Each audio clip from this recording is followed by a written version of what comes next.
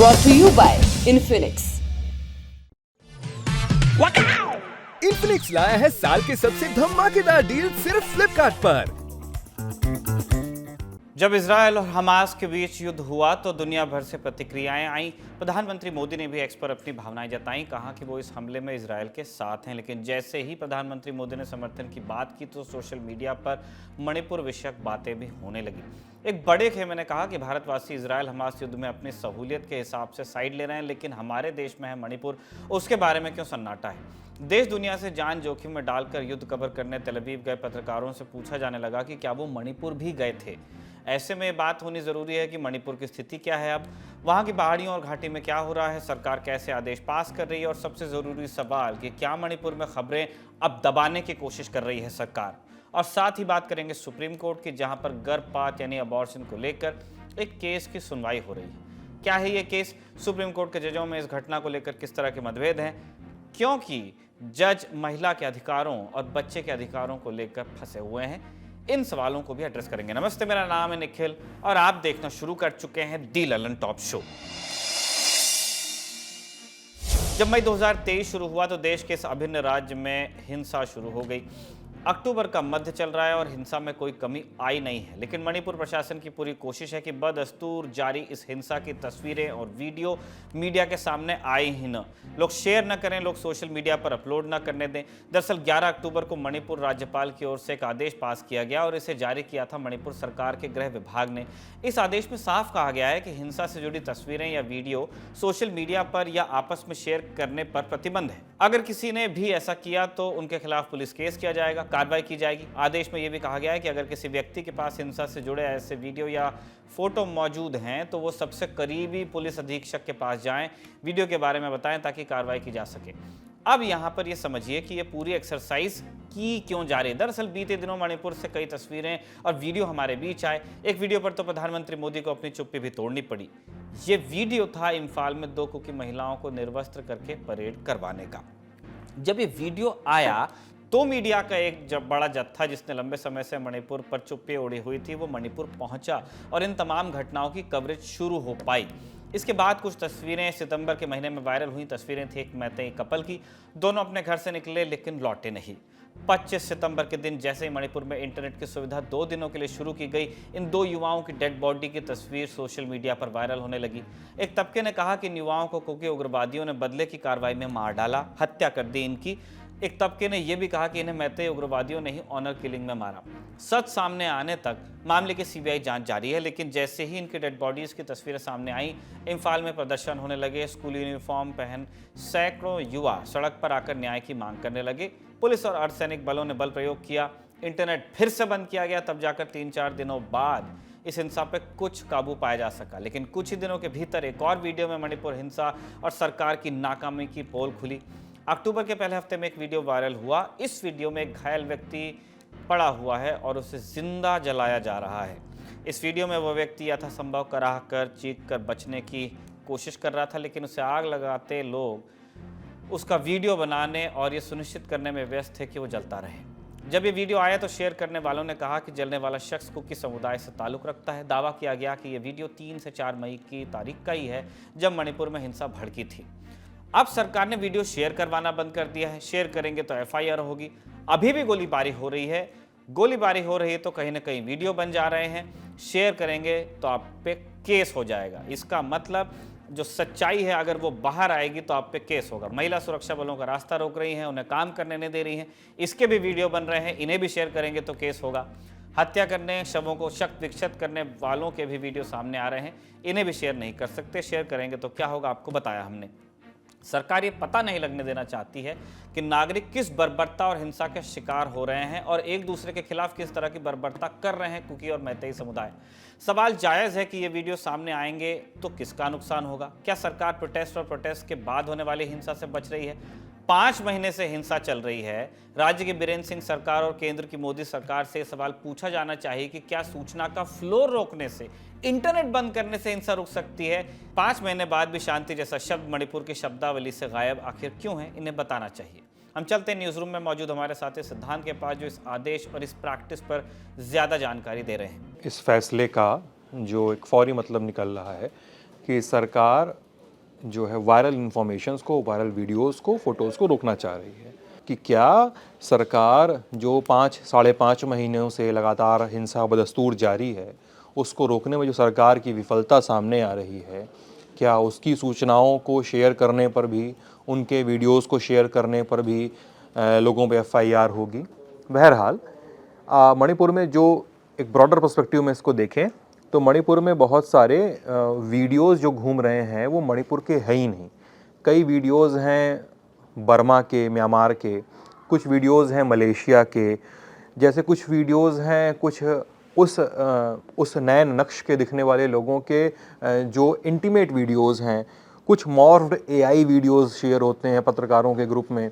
तो ऐसे वीडियोस इतने ज़्यादा होते हैं और बहुत बहुत दिन पे वेरीफाई होते हैं, तो हो सकता है कि वॉर को सप्रेस करने के लिए, जो एक युद्ध चल रहा है मणिपुर में, उसको सप्रेस करने के लिए सरकार ने एक कदम उठाया है। आशा है कि सरकार के इस एक और कदम से, जिसका मतलब कितना है, क्या समझ में नहीं आ रहा है, क्या है समझ में नहीं आ रहा है, इस कदम से मणिपुर में युद्ध रुक जाए। मणिपुर में सूचना, फोटो, वीडियो को लेकर और भी कई सारी समस्याएं चल रही हैं। वहां के मानवाधिकार संगठनों के बीच इन्फॉर्मेशन वॉरफेयर चलने लगा है। एक दूसरे के नाम से फर्जी प्रेस रिलीज निकाल दे रहे हैं। वो कई केसेस में फर्जी वीडियो और तस्वीरें भी शेयर कर रहे हैं और ये भी सरकार के लिए एक चैलेंज है। सुनते हैं सिद्धांत को। देखिए, जाहिर है कि मणिपुर में एक इन्फॉर्मेशन वॉरफेयर चल रहा है। मैतेई समुदाय के बीच में ग्रुप काम करता है COCOMI, coordination committee on Manipur integrity, और कुकी समुदाय के बीच में ग्रुप काम करता है इंडिजिनस ट्राइबल्स लीडर फोरम यानी ITLF। तो इन दोनों के बीच में कहा जा रहा है कि इन्फॉर्मेशन वॉरफेयर चल रहा है। ITLF के नाम से एक प्रेस रिलीज आती है जो कहा जाता है कि कोकोमी ने बनाई है, मतलब एक फर्जी प्रेस रिलीज, और फिर कोकोमी वाले यही आरोप ITLF पे लगा रहे हैं। यानी कुकी संगठन मैतेई संगठनों की फर्जी प्रेस रिलीज बना रहे हैं, मैतेई संगठन कुकी संगठनों की फर्जी प्रेस रिलीज बना रहे हैं। और इसके साथ ही जो पत्रकारों के ग्रुप हैं उसमें ये फेक रिलीजेस आती हैं, तो पत्रकार डालते हैं कि साहब आपके ग्रुप से आया है तो क्या सही है, तो फिर वेरीफाई करना पड़ता है सबको। अब लोगों ने अपने वेबसाइट का लिंक देना शुरू कर दिया है कि इस लिंक पे जाके आप वेरीफाई कर सकते हैं। अब इंटरनेट बंद है, चुनिंदा लोगों को इंटरनेट एक्सेस मिला हुआ है, तो वेरिफिकेशन में समय भी लग रहा है। और ग्रुप्स के अंदर एक पैनिक होता है। ग्रुप्स के अंदर कोई वीडियोज़ आते हैं, कोई फ़ोटो आती है, कोई प्रेस रिलीज आता है, तो लोग पत्रकार जो हैं, बड़े बड़े पत्रकार उन ग्रुप्स में हैं, तो वो कूद पड़ते हैं कि इनको वेरीफाई कीजिए। मैं ग्रुप चला रहा हूँ तो मुझसे ही पूछेंगे कि आपने जो सूचना दी है वो सही है कि नहीं। अब मेरे भी सोर्स सीमित है, पत्रकार अपने स्तर का भी काम नहीं कर रहे हैं कि ताकि इस इन्फॉर्मेशन वॉरफेयर को कहीं से क्वांटिफाई किया जा सके, इसकी दिक्कतों को समझा जा सके। और खबर जो है किसी हत्या की, किसी लिंचिंग की और किसी भी बर्बरता की खबर वहाँ पे पहले चल जाती है, उसके वीडियोस बाद में आते हैं। जैसे कोई हत्या आपकी 3 महीने पहले हुई है तो उसकी खबर 3 महीने पहले या 2.5 महीने पहले आ गई, लेकिन खबर आने के साथ एक हिंसा का एक बाउट आया था, फिर अभी मान लीजिए किसी का वीडियो और फोटो आया तो उसका भी एक बाउट आता है, उसके भी खिलाफ प्रतिहिंसा होती है। तो मणिपुर में एक इन्फॉर्मेशन वॉरफेयर लगातार चल रहा है और इस तरह से लड़ाई जो है शांत हो ही नहीं रही है। जाहिर है कि सूचना का पुख्ता होना बहुत जरूरी है, लेकिन साथ ही जरूरी है उस पुख्ता सूचना का बाहर भी आना। तभी तो सरकार से सही परिमाण में सवाल पूछे जा सकेंगे, जवाबदेही तय की जा सकेगी, तभी शायद शांति भी स्थापित की जा सकेगी। मणिपुर के बाद चलते हैं अब सुप्रीम कोर्ट। एक महिला है, उनकी उम्र 27 साल, हम उनका नाम नहीं बता सकते। वो अपने पति और 2 बच्चों के साथ रहती हैं। ये महिला अब तीसरा बच्चा एक्सपेक्ट कर रही हैं। उन्हें प्रेग्नेंट हुए 26 हफ्ते या लगभग 6.5 महीने बीत चुके हैं। उन्होंने अदालत में अर्जी लगाई है कि उन्हें ये तीसरा गर्भ गिराने की अनुमति दी जाए। अनुमति क्यों? क्योंकि कानूनन गर्भ गिराने की सीमा 20 हफ्ते की ही है, तो डॉक्टर उनका अबॉर्शन करने से मना कर रहे हैं। लिहाजा महिला कोर्ट की शरण में है। महिला का तर्क है कि इससे पहले उनकी 2 डिलीवरीज सी सेक्शन डिलीवरी थी। सी सेक्शन यानी जिसे हम सिजेरियन कह देते हैं, इन्हें गर्भाशय में चीरा लगाना और बच्चे को गर्भाशय से बाहर निकाल लिया जाना, फिर टाके लगा देना। एक सर्जरी है, छोटी सी, बहुत नॉर्मल, बहुत कॉमन। आम डिलीवरी में महिला को जोर लगाना होता है तो बच्चा कुदरती रूप से वजाइना से बाहर आता है। अमूमन जब महिलाओं को पहला बच्चा सी सेक्शन होता है तो बाकी बच्चे भी सी सेक्शन से ही पैदा होते हैं। ये आम केस की बात है, अपवाद इसके भी होते हैं। अब जिस महिला का ये मामला है, जिन्होंने ये याचिका दायर की है, उनका कहना है कि वो तीसरे बच्चे को जन्म देने के लिए तैयार नहीं है। वो और उनके पति 2 बच्चों के साथ संतुष्ट हैं। उन्होंने ये तर्क दिया कि वो शारीरिक, मानसिक व आर्थिक रूप से गर्भावस्था को जारी रखने के लिए तैयार नहीं है। अब इसी मामले में सुप्रीम कोर्ट में सुनवाई हो रही है। 11 अक्टूबर को इस केस को 2 जजों की बेंच ने सुना। जस्टिस हिमा कोहली और जस्टिस बीवी नागरत्ना की बेंच ने आदेश पास किया तो दोनों जजों का ऑर्डर स्प्लिट था, यानी फैसला बटा हुआ था। एक जज अबॉर्शन के पक्ष में तो एक जज अबॉर्शन के विरोध में। कारण अपने अपने और अपनी जगह वाजिब भी थे। फिर बेंच बदली। सीजेआई डीवाई चंद्रचूड़, जस्टिस जेबी पारदीवाला और जस्टिस मनोज मिश्रा की ट्रिपल बेंच ने इस मामले को सुनना शुरू किया। 12 अक्टूबर को भी बहस हुई और अब ये बहस 13 अक्टूबर को भी जारी है। पहले केस की टेक्निकल जानकारी आप ले लीजिए। अपना केस दायर करते हुए महिला ने कहा था कि जब वो प्रेग्नेंट हुई तो उन्हें पता नहीं चला। एक बार की सुनने में ये बात कुछ अटपटी लग सकती है, लेकिन इसे थोड़ा नज़दीक से आप समझिए। दरअसल महिला ने बताया है कि वो दूसरा बच्चा पैदा होने के बाद LAM यानी लैक्टेशनल एमेनोरिया मेथड अपना चुकी थी। LAM क्या है? महिलाएं प्रसवोत्तर अवधि में यानी बच्चा पैदा करने के बाद वाले पीरियड में प्रेग्नेंट ना हो, उसके लिए यह तरीका अपनाया जाता है। प्राकृतिक तरीका होता है। हर महीने आने वाले पीरियड लेट होते हैं और उनके प्रेग्नेंट होने की संभावना कम होती है। अब ध्यान देने वाली बात है कि प्रेगनेंसी की संभावना कम हो रही है, ख़त्म नहीं हो रही है। अब मौजूदा केस में महिला जब प्रेग्नेंट हुई तो उन्हें पीरियड लेट होने पर भी अंदाज़ा लगा नहीं।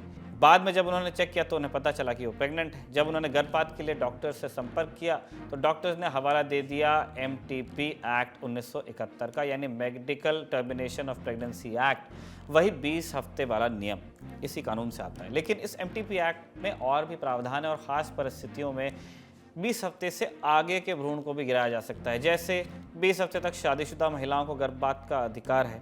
यौन उत्पीड़न या अनाचार से पीड़ित महिलाओं, नाबालिगों, शारीरिक या मानसिक रूप से विकलांग महिलाओं या वैवाहिक स्थिति में बदलाव जैसे कुछ विशेष केस होते हैं जिनमें 2 डॉक्टर्स की राय पर 24 हफ्तों तक का समय भी दिया गया है। 24 हफ्ते बीत जाने के बाद सिर्फ मेडिकल बोर्ड की सलाह पर ही गर्भपात करवाया जा सकता है। अब फिर से चलते हैं इस केस पर। 6 अक्टूबर को महिला एम्स में एक मेडिकल बोर्ड के सामने पेश हुई, तब भ्रूण 25 हफ्ते और 5 दिन का था। बोर्ड ने रिपोर्ट सौंपी कि गर्भपात पर फिर से विचार किया जाना चाहिए क्योंकि बच्चा पैदा हो सकता है और उसके सर्वाइव करने की पूरी संभावना हेल्दी है। 9 अक्टूबर को एक केस सुप्रीम कोर्ट में जस्टिस कोहली और जस्टिस नागरत्ना की बेंच के सामने आया। बेंच ने महिला को गर्भपात की अनुमति दी, लेकिन अगले ही दिन केंद्र सरकार ने इस कोर्ट में एक अर्जी लगाई कि कोर्ट आदेश वापस ले। केंद्र सरकार की तरफ से अतिरिक्त सॉलिसिटर जनरल ऐश्वर्या भाटी ने तर्क दिया कि अदालत को अजन्मे बच्चे के जीवन के अधिकार की रक्षा पर भी विचार करना चाहिए। फिर 11 अक्टूबर को जस्टिस कोहली और जस्टिस नागरत्ना की बेंच ने एक स्प्लिट वर्डिक्ट दिया। अपने फैसले में जस्टिस कोहली का कहना था कि उनका न्यायिक विवेक इस अर्जी को स्वीकारने की इजाज़त नहीं देता, क्योंकि कोई भी अदालत ये नहीं कहेगी कि जिस भ्रूण में जान हो उसकी धड़कनें छीन ली जाएं। वहीं जस्टिस नागरत्ना इससे सहमत नहीं थी। उनका कहना था कि भ्रूण और माँ की पहचान अलग नहीं होती। माँ के शारीरिक या मानसिक स्वास्थ्य पर खतरा होने के बावजूद उनका प्रेगनेंसी जारी रखना जोखिम से भरा होगा। रिप्रोडक्टिव हेल्थ के अधिकार में गर्भपात का अधिकार भी शामिल है और इसलिए महिला को गर्भपात का हक न देना संविधान के अनुच्छेद 21 यानी कि जीवन और व्यक्तिगत स्वतंत्रता की सुरक्षा और 15(3) महिलाओं और बच्चों के लिए विशेष प्रावधान बनाने की राज्यों की शक्तियां के विपरीत चला जाएगा। अब जजों के इस तर्क को एक बड़े लेंस से देखने की जरूरत है। बड़ा लेंस है पूरी दुनिया में गर्भपात को लेकर एक बहस, प्रो लाइफ बनाम प्रो चॉइस। मोटा मोटी अनुवाद करें तो जीवन का समर्थक होना बनाम व्यक्ति के चुनाव का समर्थक होना। प्रो लाइफ के पक्षधरों का तर्क है कि जीवन गर्भाधान से ही शुरू हो जाता है, इसलिए अजन्मे भ्रूण को भी जीवन का मौलिक अधिकार है। वो गर्भपात को वैध बनाने का विरोध करते हैं और मानते हैं कि अजन्मे बच्चे के अधिकारों की रक्षा के लिए राज्य को इसे प्रतिबंधित कर देना चाहिए। गर्भपात के विकल्पों जैसे गोद लेने को बढ़ावा देना चाहिए। मोटा माटी जो तर्क है जस्टिस कोहली का। इसके उलट प्रो चॉइस समर्थकों का कहना है कि एक महिला को अपने शरीर से जुड़े निर्णय लेने का पूरा अधिकार है। वो प्रेगनेंसी रखना चाहती हैं या नहीं रखना चाहती, ये उनका चयन होना चाहिए। वो गर्भपात के अधिकार को महिला की शारीरिक स्वायत्तता और प्रजनन अधिकारों से जोड़कर ही देखते हैं। उनका तर्क है कि हर महिला और हर गर्भावस्था की स्थिति अलग होती है और इसलिए केवल एक महिला ही खुद स्वयं अपने लिए सही निर्णय ले सकती है। वो राज्य से सुरक्षित और कानूनी गर्भपात सेवाएं मुहैया करवाने की मांग करते हैं, यानी जस्टिस नागरत्ना का जो तर्क है वहाँ। ये बहस बहुत जटिल है। इसमें संस्कृति, धर्म, नैतिकता और व्यक्तिगत अनुभवों की वजह से अलग अलग नजरिए हैं। इसी वजह से राजनीति और समाज में बहस चलती रहती है। अलग अलग देशों में कानून भी अलग अलग हैं। जैसे बीते साल जून महीने में अमेरिका के सुप्रीम कोर्ट ने महिलाओं के गर्भपात के संवैधानिक हक को खत्म कर दिया। 1973 के चर्चित रो वर्सेस वेड के फैसले को पलट दिया, जिसमें महिला के गर्भपात के अधिकार को सुनिश्चित किया गया था। अब इस मुद्दे को एक्सपर्ट्स के नजरिए से समझते हैं। देखिए, प्रो लाइफ और प्रो चॉइस का डिबेट ये है कि यूजुअली हम मानते हैं कि प्रो लाइफ माने बच्चे जो अभी पैदा नहीं हुआ है उसका जिंदगी और महिला का चॉइस। पर इसको इन टर्म्स में पुट करना शायद पूरे मामले के साथ जस्टिस नहीं होगा, क्योंकि प्रो लाइफ में महिला का भी लाइफ है। जो चाहे वो प्रेगनेंसी को कैरी करे, चाहे वो टर्मिनेशन का चॉइस ले, ये उसके बॉडी उसके लाइफ को भी रिस्क पर रखता है। तो बात इतनी है कि एक महिला जो एक शिशु को दुनिया में लाती है, क्या उसको ये अधिकार हम देंगे कि वो ये तय कर पाए कि वो उसकी जिम्मेदारी उठाने के लिए तैयार है, मानसिक रूप से, शारीरिक रूप से, आर्थिक रूप से। एक बच्चे को नर्चर करने के लिए जिस तरीके का सपोर्ट सिस्टम चाहिए, क्या वो सपोर्ट सिस्टम उसके पास अवेलेबल है? राइट? अगर ये सारे सिस्टम उसके पास अवेलेबल नहीं है तो एक महिला की जिंदगी, उसके एग्जिस्टेंस के साथ भी तो ये अन्याय होगा। तो ये जो डिबेट है ये महिलाओं के एग्जिस्टेंस, उनके लाइफ को भी इस डिबेट के सेंटर में रखती है।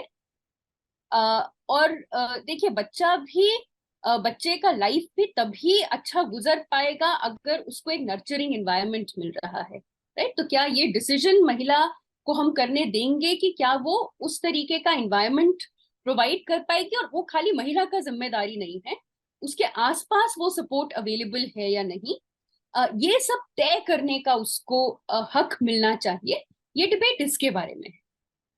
लेकिन तमाम बहसों के बावजूद महिलाओं को कुछ अधिकार दिए गए हैं। एमटीपी एक्ट है ही जिसके जरिए अलग अलग स्थितियों में महिलाएं गर्भपात करा सकती हैं।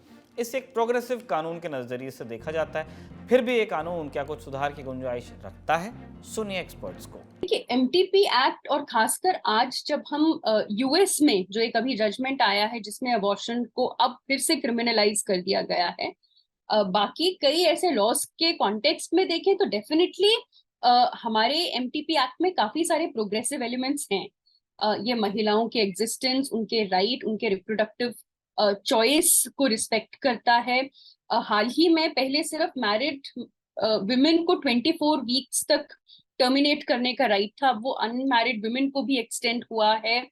हालांकि इंडियन पीनल कोड में राइटल रेप रिकॉग्नाइज नहीं करता है, लेकिन मेडिकल टर्मिनेशन प्रेगनेंसी एक्ट में अगर एक महिला ये कहती है कि उसके साथ उसके हस्बैंड ने भी जबरदस्ती किया तो उसको राइट टू अबॉर्शन है। तो उन मामलों में काफी प्रोग्रेसिव एलिमेंट्स इसके हैं।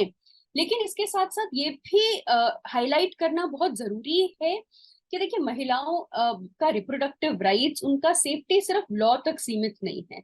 हम जिस देश में रहते हैं उसमें आज भी रिप्रोडक्टिव हेल्थ का जानकारी सबको यूनिफॉर्मली अवेलेबल नहीं है। उसका ख्याल रखने के लिए हाइजीन प्रोडक्ट्स, कॉन्ट्रासेप्टिव्स सबके पास अवेलेबल नहीं है। और अगर कोई महिला अबॉर्शन का डिसीजन उसे लेना भी पड़े तो एक informed medical advice, safe abortion facilities low cost पे सबके पास इक्वली अवेलेबल नहीं है।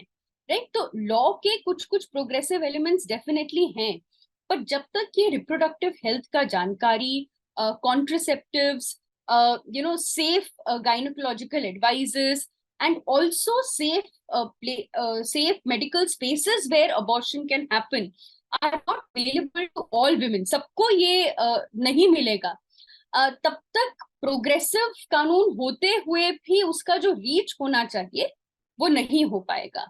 राइट? तो एंड में मैं इतना जरूर फिर से ध्यान दिलाना चाहूंगी कि इसमें जब हम महिला की जिंदगी और एक बच्चा जो अभी पैदा हुआ है उसकी जिंदगी को जब एक दूसरे के ऑपोजिशन में खड़े रखते हैं, वो पर्सपेक्टिव में प्रॉब्लम है कि राइट, इट्स नॉट एक की जिंदगी, एक का चॉइस और दूसरे का जिंदगी, दोनों की जिंदगियां इसमें शामिल हैं। और एक महिला की जिंदगी कैसे गुजर रही है उस पर भी आने वाली शिशु का जिंदगी डिपेंड होगा। तो इस कॉन्टेक्स्ट में इस डिबेट को समझना ज्यादा जरूरी है। बहरहाल 2 जजों की बेंच के बाद ये केस गया 3 जजों की बेंच के पास। 12 अक्टूबर को सीजीआई ने कहा कि किसी बच्चे की हत्या नहीं की जा सकती। उन्होंने कहा अजन्मे बच्चे के अधिकारों पर विचार करना पड़ेगा।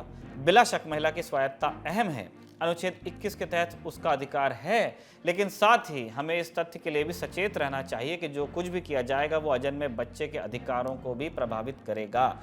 इस टिप्पणी के साथ 3 जजों की बेंच ने महिला से कुछ और हफ्तों तक गर्भावस्था जारी रखने का भी आग्रह किया ताकि बच्चा शारीरिक और मानसिक विकृति के साथ पैदा न हो। साथ ही 13 अक्टूबर यानी आज हुई बहस में सुप्रीम कोर्ट ने कहा कि इस केस में अगली बहस सोमवार यानी 16 अक्टूबर को होगी। उसके पहले डॉक्टर महिला और फीटस यानी बच्चे की हेल्थ पर एक रिपोर्ट तैयार करें। सुनते हैं इंडिया टुडे की लीगल रिपोर्टर कनु सारदा को, जो इस केस की डिटेल बता रही है। सुप्रीम कोर्ट ने आज इस मामले में जब सुनवाई करते हुए कोर्ट ने एम्स को दोबारा से उस महिला की जांच करने के लिए कहा गया है जिसने 26 हफ्ते प्रेग्नेंट जो महिला थी, उसने अपनी प्रेगनेंसी को टर्मिनेट करने की जो मांग की थी उसको दोबारा से एग्जामिन करने को कहा है। इस महिला ने आज फिर से कोर्ट को ये बताया कि वो पहले ऑलरेडी 2 बच्चों की माँ है और उसके बाद भी उसको डिप्रेशन के सिम्टम्स हैं और वो लगातार ऐसी दवाइयां खा रही हैं जो प्रेगनेंसी में सूटेबल नहीं है और वो काफी प्रॉब्लम में है जब से उनके पहले 2 बच्चे वो भी सिजेरियन के थ्रू हुए थे। तो इसी सब चीजों को ध्यान में रखते हुए कोर्ट ने एम्स की मेडिकल बोर्ड को दोबारा से महिला की जांच करने के लिए कहा है। वो जांच अभी हो गई होगी, आज ही के लिए जांच के लिए बोला गया था और इस मामले की पूरी जो अगली सुनवाई है वो सोमवार को रखी गई है ताकि कोर्ट डिसाइड कर पाए कि क्या महिला का अधिकार ज्यादा है जो वो कह रही है कि वो उस बच्चे को नहीं रखना चाहती, या उस बच्चे का जो अभी इस दुनिया में नहीं आया है। तो आज पूरी सुनवाई के दौरान कोर्ट ने बहुत डिटेल में ये बात की कि ये चॉइस की बात नहीं है, ये किसी की लाइफ की का भी सवाल है, इसीलिए हम ऐसी रूलिंग नहीं दे सकते। पर हाँ, कोर्ट ने सरकार को भी ये कहा है कि अगर इस केस में अगर उसको महिला को बच्चे को रखना ही पड़ा तो सरकार को उसका खर्चा उठाना होगा और सरकार आने वाले टाइम में अगर उस बच्चे को वो महिला नहीं रख सकती तो वो एडॉप्शन के लिए भी बात करे। यानी बहस लंबी है और जटिल भी है। इसमें एक साइड लेना बहुत मुश्किल है।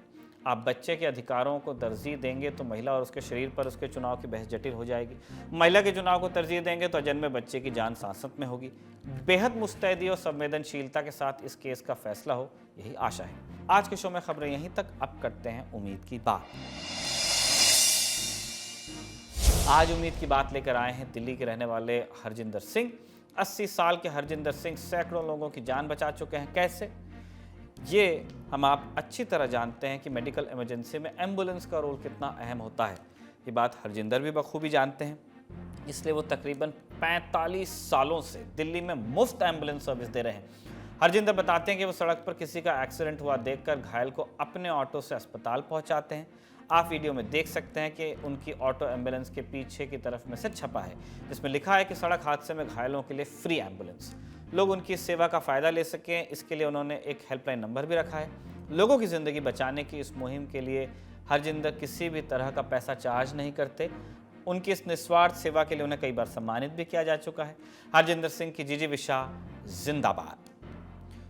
इसी नोट पे हम आज का दी ललन टॉप शो यहाँ पर कंक्लूड करते हैं। अगले एपिसोड में आपसे मुलाकात होगी ऐसी उम्मीद कर रहे हैं। तब तक अपना ध्यान रखिए। शुक्रिया। शुभ रात्रि।